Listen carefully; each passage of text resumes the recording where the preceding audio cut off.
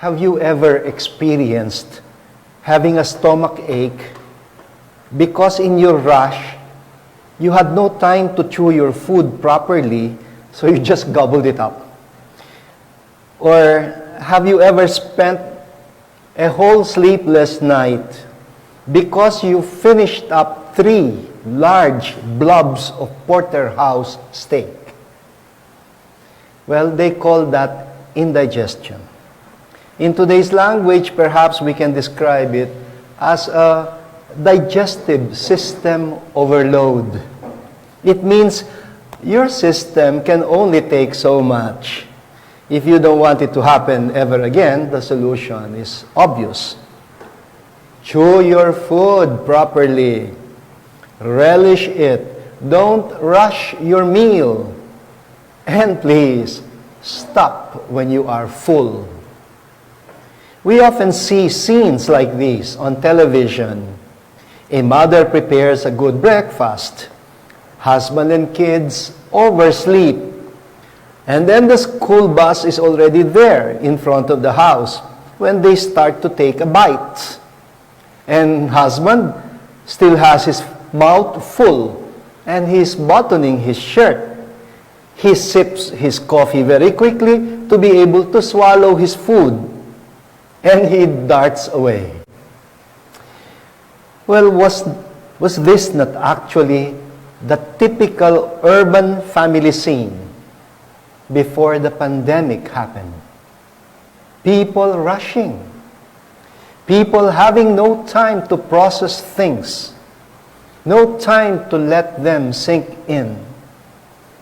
In this regard, I think we must say that the pandemic has brought some blessings too. Among other things, it has taught us to slow down. It seems to have given us more time, more opportunities to listen to each other, to think, to reflect, to open our minds and hearts, to understand what's happening around us, to pray so that we will find out what God is trying to tell us. Well, my friends, if there is physical indigestion, perhaps there is also such a thing as a spiritual indigestion. Jesus speaks about it in today's gospel. Listen to what Jesus says. I have much more to tell you, but you cannot take it all now. No problem. He's not in a rush. And later he adds, when the Spirit of truth comes, He will guide you to all truth. Meaning, He will lead you, but gradually, at your own pace. As they say in Cebuano, hinay-hinay, basta kanunay.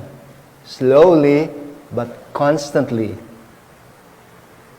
You know, this reminds me of a vision of St. Augustine, or supposedly by St. Augustine, while he was reflecting one day on the mystery of the Holy Trinity.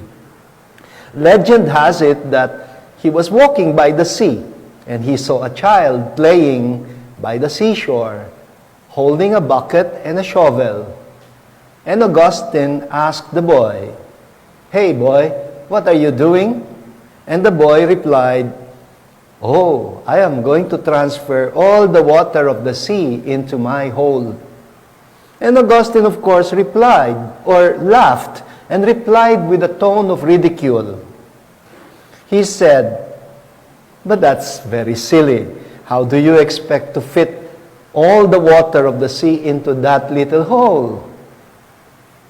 Well, supposedly the child looked up at him and said, "And what makes you think that you can fit the whole mystery of the eternal God into your little head?" Nice little legend.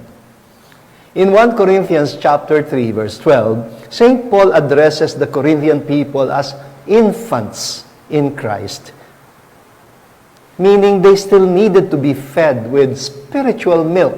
That's how he calls it, rather than solid food. some people are not yet disposed for the more serious things because they're not yet ready for it. It could only mean that St. Paul was conscious of the art of gradual, I call it gradual spiritual feeding in his preaching. He does his preaching by stages, piecemeal, one little bite at a time.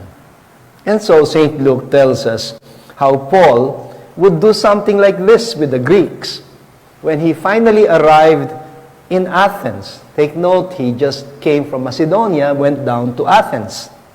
And when he arrived in the city of the great philosophers like Socrates, Plato, and Aristotle, the city where people were used to discussing lofty ideas, on one particular day, St. Paul stood in that place called Areopagus, where the court trials or the Senate hearings were being held.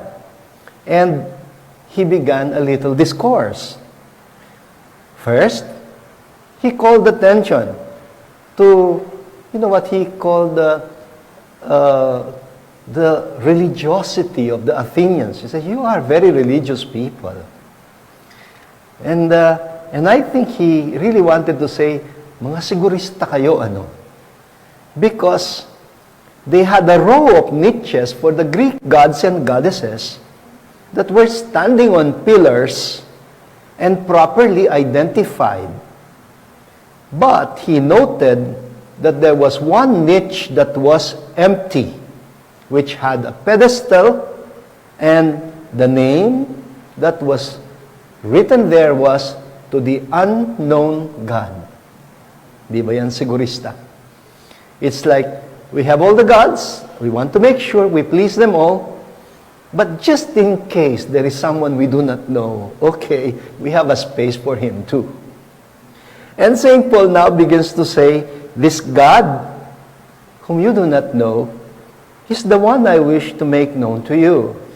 He does not dwell in temples, nor in images made by human hands. And he repeats that expression, by the way, 3 times. Made by human hands. God could not possibly have been made by us, because it's the other way around. We were the ones who were made by Him. How arrogant of us.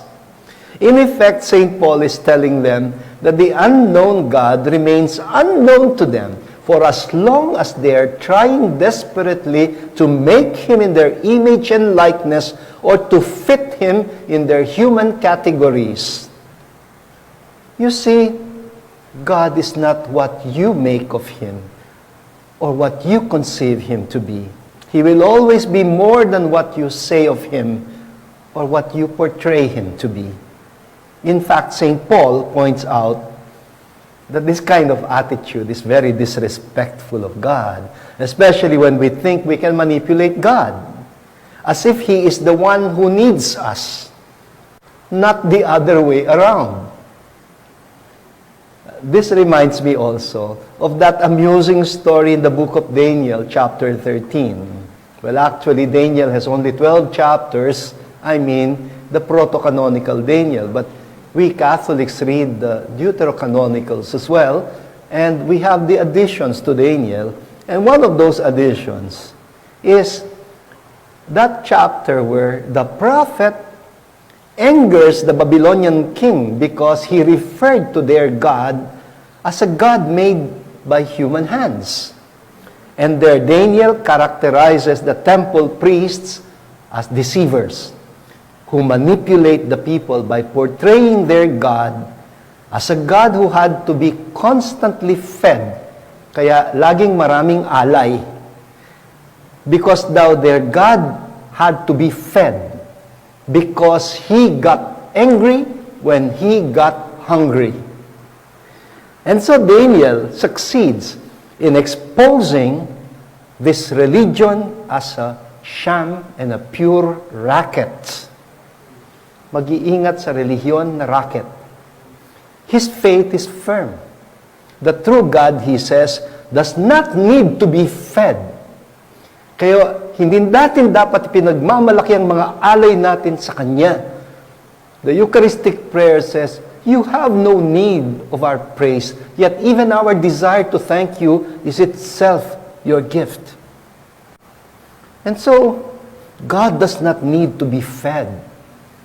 God does not need our offerings. He does not need to be fattened by our sacrifices. The only sacrifice He requires of us is a contrite spirit, a heart humble and contrite. You don't feed God because it is God who feeds us. He is like a shepherd to His flock. Back to St. Paul. St. Paul explains that making God in our image and likeness is arrogance. And it also reflects ignorance. We forget that it's the other way around.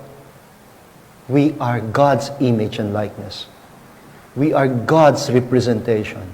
And then he proceeds to mention that the one who truly showed the face of the unknown God is Jesus Christ. Ayan, bumubuelo na siya. He's talking about the resurrection. Suddenly, when the Athenians heard about resurrection, nawalan sila ng gana. Well, they were not yet disposed for this doctrine. And so, some of them react negatively. They say, oh, we'll just listen to you another day on this. We're sick of it already, he says. And they walk out. And it is then that Paul realizes, maybe, nasobrahan na sila. System overload. Spiritual indigestion. What does he do? Hindi niya ipipilit. He stops already. He stops already. And instead, he focuses on a small group, Dionysius, Damaris, and a few others who joined him. And these ones were more ready for the solid spiritual food. We prepare ourselves now for that solid spiritual food.